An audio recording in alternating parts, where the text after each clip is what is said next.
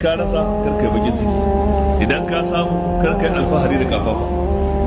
Ma'ana idan ka samu sai kai mai godiya, idan ka rasa sai kai mai sai kai hakuri. Idan ka yi godiya ka dace da ladan masu godiya.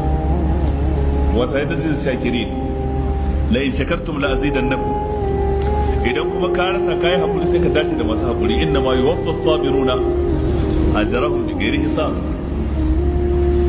والذين صبروا ابتغاء وجه ربهم واقاموا الصلاه الى اخره. kaga anan gurin sai mutum ya dace da masu ladan masu hakuri idan an jarrabe shi da rashi. kaga mutum ba zai madibancin bakin ciki ba. Na ce madibancin bakin ciki dan koyaya na rasa sai na ji damu, to sai dai na tuna ubangiji ya kaddara sai in yadda da abinda Allah ya kaddara, in tuna ninkin abin da nake da shi wanda ya dandanka wannan wanda na rasa, kuma in dauka cewa a cikin hakan akwai hikima ta Allah wanda ko ta bayyana ko ta boye a gare ni ban san ta. Ina fata an fahimta. To haka ake son bawa